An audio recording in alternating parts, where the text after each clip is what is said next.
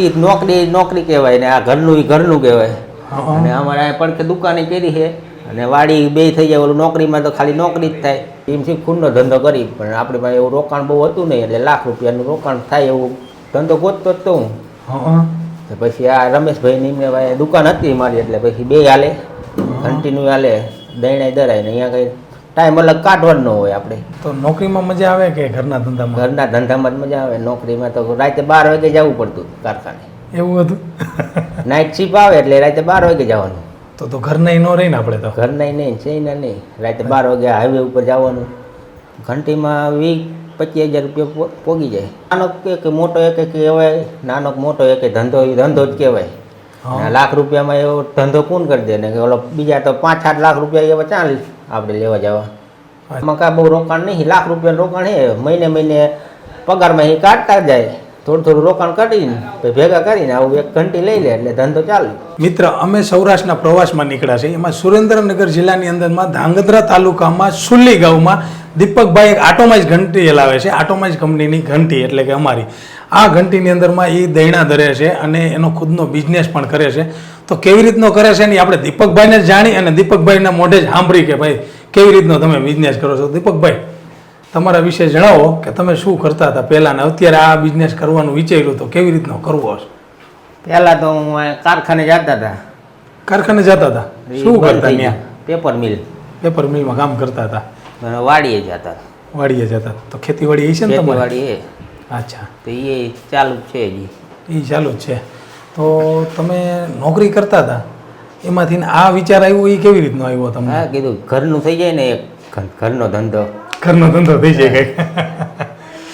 ઓલું તો કારખાને ગમે ત્યારે બંધ થાય કે ઓલું થાય તો લપ થઈ જાય. આ તો કે લપ તો નહીં, આપણું ઘરનું હોય એટલે. તો તમે નોકરીમાં કેટલો પગાર મળતો? અહીંયા 9-10 હજાર. 9-10 હજાર રૂપિયા. તો હવે આમાં તમે કેટલું કમાવશો? આટોમેટનું અમારું 5 HP મશીન લીધું, આની અંદરમાં તમે કેટલું કમાવશો? અમે અહીંયા નોકરી કહેવાય ને આ ઘરનું કહેવાય. અને અમારે અહીંયા પડખે દુકાને કરી છે અને વાડી બે થઈ જાય. ઓલું નોકરીમાં તો ખાલી નોકરી જ થાય. વાડી હચવી જાય, આ દુકાને હચવી જાય, બધું થઈ જાય. હા, એટલે એક જ કામ નોકરીમાં એક જ થાય. અહીંયા તમારું વાડી હચવાઈ જાય, તમારી દુકાન કરિયાણાની છે એ હચવાઈ જાય અને આ ઘંટી પણ હાલે. તો તમે બધાનું થોડું અલગ અલગ કયો. ખાલી ઘંટીમાં કેટલું કમાતા છો? ઘંટીમાં 20-25 હજાર રૂપિયા પોગી જાય.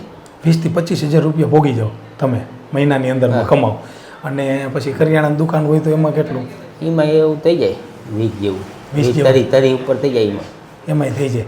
તો એમાં રોકાણે જાજુ રહ્યા? એમાં રોકાણે જાજુ. આની અંદર રોકાણ ઓછું તો 30 હજાર રૂપિયા કમાવી જાઓ. તો તમે નોકરી કરો તો નોકરી જેવું જ રહે. તો આની અંદરમાં તમે શું કેટલા પ્રકારના લોટ ધરો છો કે અનાજ ધરો છો? આમાં બધું બાજરો, ઘઉં બાજરો વધુ હાલે. મકાઈ ને એવું કોઈક બહારનું માણસ આવે ને વાડીમાં રહેતા હોય એ આવે તો એમનું એ ધરી દેવાનું. અચ્છા, તો તમે એ બધા ઘઉં અનાજ બાજરો તમે જે કીધું એ લઈને આવે ને તમે ધરી દો છો. એ સિવાયનું ઉપરાંત તમે આની અંદરમાં કદાચ કોઈ મજૂરો હોય એની પાસે તો ઘર ન હોય તો વાડીઓમાં રહેતા હોય તો એને ક્યારેક બાજરાનો રોટલો મકાઈનો રોટલો ખાવો હોય તો એના માટે તમે શું ઓપ્શનમાં રાખો છો? એને આપણી વાડીએ બાજરો ઊભો છે અત્યારે ઉનાળું. એ કાઢીને અહીંયા જ રાખવાનો અને એ આવે એમ દળીને દઈ દેવાનો. અચ્છા, તો તમારે બે ઉપજ થઈ ગઈ ને. એક તો ખેતીમાં તમારો બાજરો થાય એ તમે પાછો દુકાનમાં રાખો, એને પાછો વેચો, એમાંથી વેચીને પાછો લોટ ધરો અને લોટ ધરીને પાછો લોટે વેચો. એટલે તમે 2 વાર પૈસા કમાઓ. ફિનિશ ગુડ કરીને વેચો એટલે તમને પૈસા જાજા મળે. તો સારું કહેવાય. તો કેટલું અંદાજે કરી લેતા આવીશો? રોજનું કેટલા મણ ધરતા આવીશો? રોજનું 10-15 મણ તો ધરી દે. રોજનું 10-15 મણ ધરી નાખો તો કેટલું અહીંયા ધરામણ હાલે છે? અહીંયા 70-80 રૂપિયા હાલે. 70-80 રૂપિયા હાલે છે એક મણના. તો સારું જ કહેવાય. તો હવે આ ઘંટી હલાવવાની કેવી તમને મજા આવે છે? આ મજા જ આવે. આમાં કંઈ લપટ નહીં, ખાલી ચાલુ કરીને દાણા નાખીને ગરાક આવે તો અહીંયા દેવાનું. ઓટોમેટિક હાલે રાખે. તો તમે જ હલાવો છો કે કોઈ હલાવે? હું હલાવું, મારી મમ્મી હોય, મારી વાઈફ હોય, બધા હોય, વાઈફ હોય હલાવે. બધા હલાવીએ? બધા હલાવે. તો પથ્થરવાળી ઘંટી હલાવેલી છે તમે? પથ્થરવાળી જોઈ હતી પહેલા, પછી વિચાર્યું કે આમાં તો માથાકૂટ જાગી છે પછી ન લીધી. પછી આ તમારો વિડીયો જોયા ને આ રમેશભાઈ હતી અહીંયા જોવા ગયા. પથ્થરવાળીમાં બહુ માથાકૂટ થતી હતી. એમાં ટીચવી પડે ને આ કરવું પડે ને તે કરવું પડે ને પછી અહીંયા અમારા જાણીતા છે હગામાં અહીંયા કોઈબા અને એક કોઈબા. ટવાણા છે. ધવાણા છે અને કોઈ બાજુ કોઈબા છે, બે ઠેકાણે અહીંયા બે પૂછા કરી કે આ ઘંટી કે આવી લો કે તો તમને કે મજા આવશે કે કંઈ લપટ નહીં કે પછી જીયા રાજકોટ ને નક્કી કરીને આવ્યા. અચ્છા, રાજકોટ ગયા નક્કી કરીને આવ્યા. હા. તો તમારે રમેશભાઈ રહ્યા ઈ અને ધવાણા રહ્યા ઈ તમારા સંબંધી. સંબંધી હા, ઈ લોકો અમારી ઘંટી હલાવે છે. ધવાણાની અંદરમાં રહે ને ઈ આવું એક નાનું મશીન હલાવે છે. ઈ શું નામ ભાઈનું? એમનું ભાઈ પધુભાઈ. દીપકભાઈ, તમને આ વિચાર ઘરનો ધંધો કરવાનો આવ્યો તો એ પહેલાં તમે નોકરી કરતા તે શું વિચાર આવતો હતો કે નોકરી કરવી જોઈએ કે ખુદનો કાંઈ બિઝનેસ કરવો જોઈએ? તારે તેમ થતું તું કે ખુદનો ધંધો કરવી કંઈક. પછી 2-3 વર્ષ ગયો પણ મજા ન આવી. પછી એમથી ખુદનો ધંધો કરી પણ આપણી પાસે એવું રોકાણ બહુ હતું નહીં એટલે લાખ રૂપિયાનું રોકાણ થાય એવું ધંધો ગોતતો જ તો હું. હા, તો પછી આ રમેશભાઈની એમને ભાઈ દુકાન હતી મારી એટલે પછી બે હાલે કન્ટિન્યુ હાલે દૈણાય દરાય ને અહીંયા કંઈ ટાઈમ અલગ કાઢવાનો હોય આપણે. અહીંયા દુકાને બેઠા હોય અહીંયા દાણા ખૂટે એટલે નાખી જાય. તો નોકરીમાં મજા આવે કે ઘરના ધંધામાં? ઘરના ધંધામાં જ મજા આવે. નોકરીમાં તો રાતે 12 વાગે જવું પડતું કારખાને. એવું હતું? નાઇટ શિફ્ટ આવે એટલે રાતે 12 વાગે જવાનું. તો ઘર નહીં ન રહીને આપણે તો ઘરના નહીં ચઈના નહીં રાતે 12 વાગે હાઈવે ઉપર જવાનું. મોટરસાઇકલ લઈને જાઓ, મોટરસાઇકલ લઈને જવાનું. વરસાદ હોય ટાઈડ હોય તડકો હોય એ નહીં જોવાનું. જવાનું પાકું. જવાનું જાય. તો ઘરના ધંધામાંથી જાજા પૈસા મળે છે. પૈસા મળે. દીપકભાઈ, ઘણી જગ્યાએ સાંભળ્યું છે કે નાનો ધંધો શું કરવો, મોટો કરવો જોઈએ.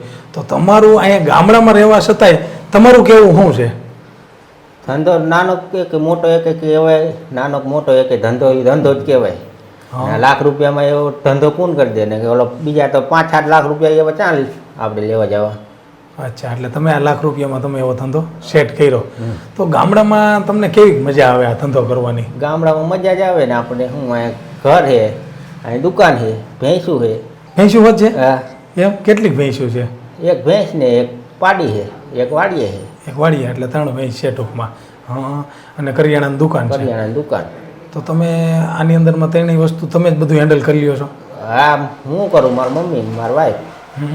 તો એ આ ઘંટી હલાવી કે તમારી મમ્મી છે, તમારી વાઈફ છે? હા. હા. તો તમારે ક્યાંક જવું હોય તો લગ્ન પ્રસંગમાં ગમે ને જવું હોય તો આરામથી જઈ શકો હા. ને કરી શકો. ઓલી નોકરીમાં એવું નહોતું કે રજા મળે કે ન મળે, જવાય કે ન જવાય. આમાં તમે છૂટા ગમે બધી તેમ રીતે. છૂટા. તો કમાતા કેટલું ગઈશું આમાં? 20 થી 25 હજાર રૂપિયા 20 થી ઘંટીના ખાલી. ઘંટીના ખાલી 20 થી 25 હજાર દર મહિને કમાઓ. તો નોકરીમાં કેટલો પગાર મળતો? એમાં 9,000 રૂપિયા. એમાં રજા પાડો તો ન મળે, રજા પાડે તો પગાર કપાય. પગાર કપાય. પછી આવવા જવાના પેટ્રોલ પેટ્રોલના આપણા તમારા તો એ કેટલા વયા જાય? એ તો 5,000 વહી જાય. 5,000 એ વહી જાય. તો તમારા વાંહે 3-4 હજાર રૂપિયા વધે. 3-4 હજારમાં તો કેમ ઘર હલાવવું? હા, ઓલું કંઈ બીજું હતું નહીં. ઓલું હતું નહીં ધંધો બીજો કંઈ. એટલે પછી વિચાર્યું કીધું આમાં તો બધું ઈમાનીમાં જ જાય, પેટ્રોલમાં જાય, ભાડામાં જાય. આપણી પાસે વાંહે વધે નહીં. કંઈ વધે જ નહીં. પછી આ વિચાર્યું ને પછી તો હવે આ તમે ખુદનો ધંધો કર્યો ત્યાર પછી શું શું નવીન કર્યું કમાય? નવીન વાડીએ ઢોરાને રે એવું કર્યું. વાડીએ ઢોર રહે એવું મકાન કર્યું. હા. સમજી ગયો. હા. પછી બીજું બીજું એક બાઇક લેવાનું નક્કી કર્યું. હવે બાઇક લેવાનું નક્કી કર્યું. વાહ, એટલે ઘરનું એક બાઇક હા. થઈ ગયો તમારે. અને આ મને એવું લાગે છે તમે મકાન આને તાત્કાલિક નવું જ કર્યું હજી. તાત્કાલિક નવું જ કર્યું છે. પેલા દુકાન બે હતું ભેગું ભાગતા હતા ઓલકોરા હતી. પછી આ નવું કરી નાઈકો લઈ લીધી અલગ. તો કેટલી વાર હાંકતા હશો આને? અને બપોર પછી સાંજેનું ચાલુ કરી એટલે મોડે લઈ ગયા 9-10 વાગે. 9-10 વાગે લગી હાંકો. તો સવારમાં બંધ રાખો, સવારે બીજું કામ ને હા બપોર પછી. બપોર પછી આ સમજી ગયા. તો દીપકભાઈ, તમારું કેવું શું છે કે ગામડામાં જુવાનિયા રહેતા હોય અને એને કંઈક બિઝનેસ કરવો, તમે કેમ નોકરી કરતા જ ક્યાંક જવું જોઈએ, તો શું કરવું જોઈએ એને? આ કરાય. આમાં કાંઈ બહુ રોકાણ નહીં. લાખ રૂપિયાનું રોકાણ છે. મહિને પગારમાં એ કાઢતા જાય. થોડું રોકાણ કરીને પછી ભેગા કરીને આવું એક ઘંટી લઈ લે એટલે ધંધો ચાલુ. ગામડામાં બેઠા બેઠા ધંધો ચાલુ. બેઠા કરે. તો એ જુવાનિયા લે તો એને તમે એવો સંદેશ આપો કે ઘંટી લે તો કેટલા મહિને કમાઈ શકે એ લોકો? નોકરીમાં કેટલા કમાય ને આમાં કેટલા કમાય એ તમે કહો. હવે નોકરીમાં તો 9-10 હજાર રૂપિયા બસ. 9-10 હજાર રૂપિયા મળે. અને આમાં તો જેટલા આવે એટલે આપણે દૈણ આવે એટલે વધવાના જ છે. 20 થી 25 હજાર તો મિનિમમ થઈ જ જાય. 20 થી 25 હજાર દર મહિને મિનિમમ થઈ જ જાય. બધો ખર્ચો કાઢતા તમારી પાસે વધે. તો નોકરી કરવા કરતાં ગામડાના જુવાનિયાને આ હા, ધંધો ધંધો કરવો. કરાય. તો જોવાનિયા જ કરીએ કે તમે એમ કહો છો કે મારા વાઈફાઈ હલાવે, તમારી મમ્મી હલાવે, હા. તો એ કેમ ન કરી શકે કે કરી શકે? બધાય કરીએ કે વાઈફાઈ હલાવે છે ને મમ્મી હલાવે. હા. તો દીપકભાઈ, તમે તમારા સગા છે રમેશભાઈ, એના થ્રુ તમે આ મશીન લીધું, તો તમે એના ભરોસે જ લઈ લીધું કે જોવા આવ્યા તમારી કંપનીમાં? જોવા આવ્યા હતા ને, જોવા આવ્યા હતા. હા. અહીંયા બધું ડિટેલમાં બધું સમજાયું કે હા. આનું આમ થાય ને આમ. પછી રમેશભાઈએ પહેલાં કીધું હતું કે અહીંયા આંટો મારી આવો, તમને કે બધું સમજાઈ જાય છે કે. પછી રાજકોટ ગયા ને પછી આંટો મારી નક્કી કરી. હા. તો તમે ત્યાં અમારી કંપનીમાં આવ્યા અને જે અમારી ટીમે તમને સમજાવ્યા, તો એ બધું સમજાવ્યું બધા વ્યવસ્થિત હતું? હા, બરોબર જ હતું, કમ્પ્લેટ બધું એ પ્રમાણે ચાલે. એ જ પ્રમાણે આવે છે. અને તમારે હવે જરૂર પડે છે કંપનીમાં કંઈ કોઈની સર્વિસમાં કાંઈ પણ કામકાજ હોય તો? અત્યારે જ હજી જરૂર પડી નહીં, પણ પડે એટલે ફોન કરે એટલે તરત ફોન ઉપાડે ને કે અહીંયા આવે. અચ્છા, એટલે તમારું કામ બધું થઈ થઈ જાય. જાય. મિત્ર, આજે અમે દીપકભાઈને મળ્યા. તો દીપકભાઈ સુરેન્દ્રનગર જિલ્લાની અંદરમાં ધાંગધ્રા ગામમાં સુલ્લી ગામમાં ગામડામાં બેઠા બેઠા બિઝનેસ કરે છે.